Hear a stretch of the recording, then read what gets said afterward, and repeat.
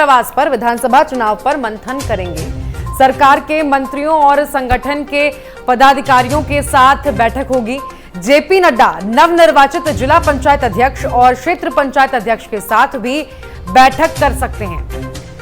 तो आपको बता दें 1 अगस्त को गृह मंत्री अमित शाह तो 7 अगस्त को जेपी नड्डा दौरे पर आने वाले हैं। जेपी नड्डा प्रधानमंत्री नरेंद्र मोदी, गृह मंत्री अमित शाह, रक्षा मंत्री के चुनावी दौरों से पहले उनकी तैयारियों को लेकर उनकी रूपरेखाओं पर बातचीत कर सकते हैं। साथ ही किस तरह से आने वाले चुनाव में उतरना है, क्या रणनीति रहेगी, पिछले 4 साल के कामों को सरकार के कैसे जनता तक पहुंचाया जाएगा, इन तमाम बातों को लेकर यहां पर चर्चा की जाएगी। लेकिन फिलहाल आपको यह बता दें कि 7 अगस्त को जेपी नड्डा लखनऊ के दौरे पर आने वाले हैं और जहां पर प्रधानमंत्री, गृह मंत्री और रक्षा मंत्री, क्योंकि अगले 6 महीने का वक्त बाकी है यूपी सरकार के सामने और इन 6 महीने में क्या कुछ काम सरकार की ओर से किए गए हैं, इन तमाम कामों को जनता तक पहुंचाने की जिम्मेदारी पदाधिकारियों को, कार्यकर्ताओं को सौंपी जाएगी। उनको मार्गदर्शन किया जाएगा, दिशा निर्देश दिए जाएंगे किस तरह से लोगों के बीच में जाना है और उन्हें इस बारे में बताना है।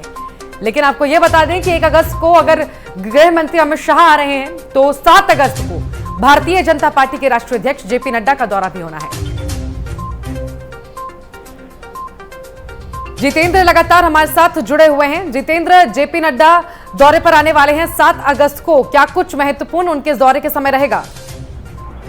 देखिए 2 दिवसीय दौरा रहेगा और जाहिर सी बात है कि जगह जेपी नड्डा जो केंद्र नेतृत्व है वो नेतृत्व कहीं ना कहीं 2022 के चुनाव को देखते हुए जाहिर सी बात है तैयारियां करेंगे और जिस तरह से 2022 का चुनाव है उन रणनीतियों को लेकर विधायकों के साथ, सांसदों के साथ बैठक करी जाएगी। तमाम पदाधिकारी उनके साथ बैठक करेंगे। अमित शाह का 1 अगस्त का दौरा है तो जेपी नड्डा भी 7 से 8 अगस्त तक लखनऊ में रहेंगे तो लखनऊ में भी दौरे किए जाएंगे और केंद्र नेतृत्व आएगा। केंद्र नेतृत्व की जिम्मेदारी है कि 2022 का जो चुनाव है वो कठिनाइयों भरा नजर आ रहा है भारतीय जनता पार्टी को और इसी को देखते हुए आज संगठन लगातार लखनऊ में रहा, तमाम केंद्र मंत्री आए और अब कहीं ना कहीं अमित शाह के बाद जेपी नड्डा आएंगे। देश के प्रधानमंत्री नरेंद्र मोदी भी आ सकते हैं, बनाया जा रहा है कि 2 दिवसीय दौरे पर वो आ सकते हैं और पूरी जानकारी ले सकते हैं कि उत्तर प्रदेश में हालांकि जनता के बीच में चल क्या रहा है और जनता चाहती क्या है, इन सब को मुद्दों को लेकर एक बैठक की जाएगी।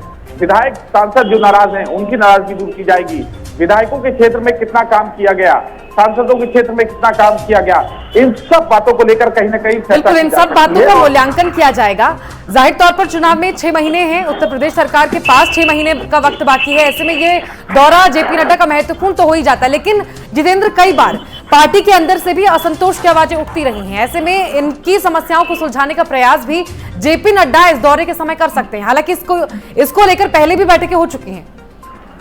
मीनाक्षी, देखिए तमाम सुबहार की बात की जाए, उत्तर प्रदेश के मुख्यमंत्री योगी आदित्यनाथ ने अपनी सत्ता संभाली थी तो उसके बाद ही कहीं ना कहीं 1 साल के बाद जो पार्टी के विधायक है, सांसद है, उनके अंदर नाराजगी नजर आई थी। उनका एक आरोप था कि हमारी सुनी नहीं जा रही है, मुख्यमंत्री अपने मन का काम कर रहे हैं और साथ ही साथ इस बीच में जब कोरोना की दूसरी लहर आई, तमाम विधायकों ने पत्र लिखा मुख्यमंत्री को, जेपी नड्डा को पत्र लिखा गया, सांसदों की पत्र लिखा गया कि हमारा अधिकारी हमारी नहीं सुन रहे हैं, हम अपने क्षेत्रवासियों को इलाज उपलब्ध नहीं करा पा रहे हैं, उनको सुविधा उपलब्ध नहीं करा पा रहे हैं और विकास कार्य तो कोई दिखाई नहीं दे रहा हमारे क्षेत्रों में, तो इसकी नाराजगी है।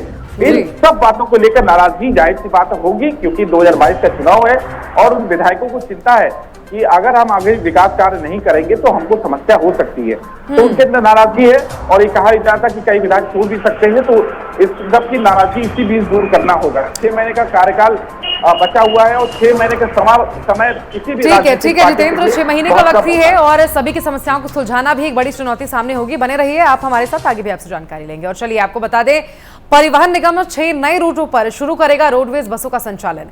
21 ब्लॉक जोड़कर लोगों तक पहुंचाई जाएगी बस की सुविधा। चिन्हित रूटों पर ही कराया जा रहा है सर्वे रिपोर्ट सही होने पर अगले महीने से बसों का संचालन शुरू हो सकता है। तो देखिए राहत भरी खबर है ये उत्तर प्रदेश की जनता के लिए। परिवहन निगम 6 नए रूटों पर अब परिवहन का काम शुरू करेगा। 21 ब्लॉक जोड़कर लोगों तक अब परिवहन की जो समस्या है इसको सुलझाने का प्रयास किया जाएगा, परिवहन की सुविधाओं को पहुंचाने का काम किया जाएगा। चिन्हित रूटों पर सर्वे किया जा रहा है और सर्वे सही रहता है तो अगले महीने से बसों का संचालन भी शुरू कर दिया जाएगा। तो ये बड़ी खबर है उत्तर प्रदेश की जनता के लिए, राहत भरी खबर कहा जा सकता है।